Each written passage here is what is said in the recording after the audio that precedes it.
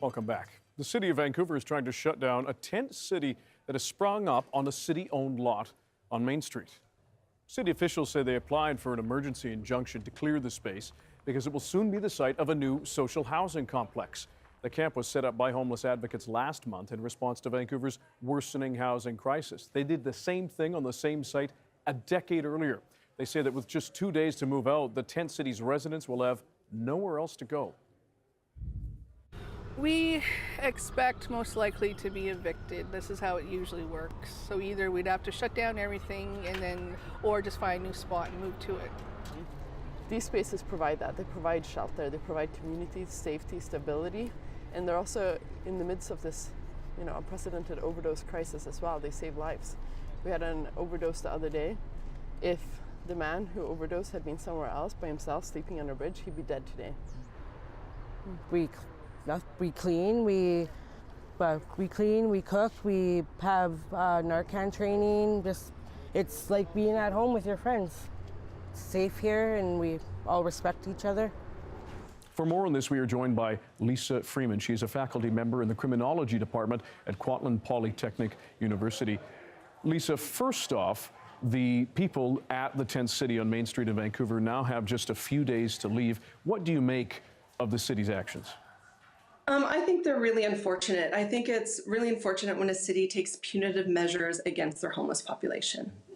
Now, we have seen tent cities before in and around Vancouver and Metro Vancouver. How safe are they?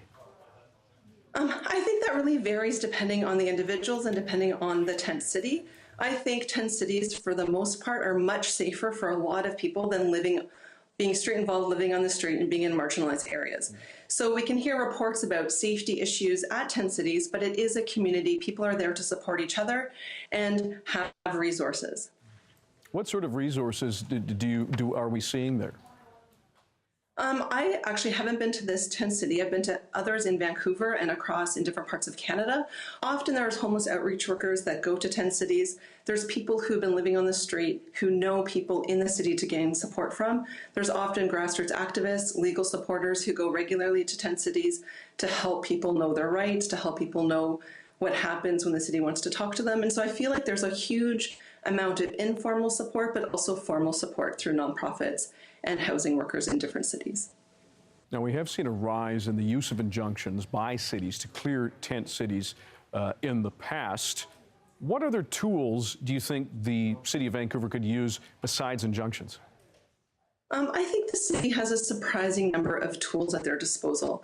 Now, some of these will take a bit of work and aren't as quick and as punitive as an injunction, but I think the city really needs to address how they can use their municipal bylaws to better support marginally housed peoples. So I'm thinking particularly of zoning bylaws, of really focusing on creating zoning for more social housing and more low-income housing throughout the city, not just in the downtown east side, but definitely protecting and increasing the number in the downtown east side.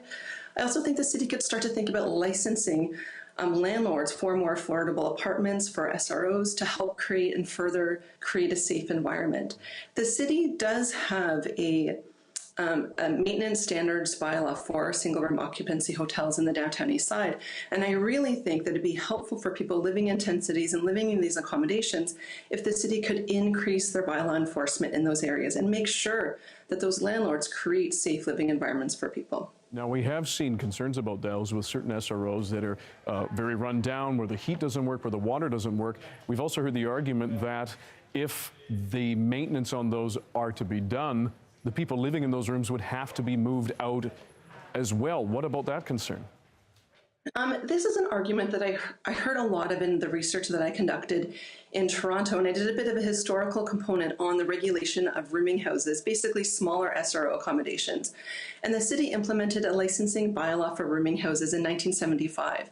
And this was the argument for landlords, saying that they couldn't possibly maintain those accommodations if they had to keep up with the maintenance bylaws. But it turned out that they could, and the city found ways to support those landlords, to give them some subsidy, to help them gain the trades they needed to upgrade to make sure they met the standards for maintenance. So I do think it's possible. If it could happen in 1975 in Toronto in much smaller accommodations, in a housing market like Vancouver, I really think some of these landlords do have the funds and would be able to invest in what they need. Now, we know we've heard the argument from some people who have stayed in their SROs and moved to tent cities that the SROs are just simply not up to standard. They don't want to live there. Is this just a matter of increasing, building more affordable housing, and that has to be done quickly? Definitely. I think that has to be a focus for the municipal government in Vancouver. It is unfortunate that a lot of the onus on housing goes to the shoulders of the cities, and the cities often feel like they don't have the resources to do that. But there are some cities that have been able to do that. For example, we can think of Toronto has the TCHC, the Toronto Housing Corporation, and the city runs this, and this is how social housing is created. So when we think about today with a provincial election and how the province is focused in BC on creating social housing, I really think we need to start to think about what role can the city play, what can the city do to create social housing, and to create not just by the city councillors and the city staff right now, but what they could create in the future. I also think, in thinking about the future, I think it'd be really useful if we had a housing advocacy committee for the city, so we could get people from the downtown east side, people doing the grassroots work, doing nonprofit work there, working with the city to really come up with some tangible solutions into how to create concrete and long-term housing. Lisa Freeman, we appreciate your insight. Thank you for joining us today. Thank you so much.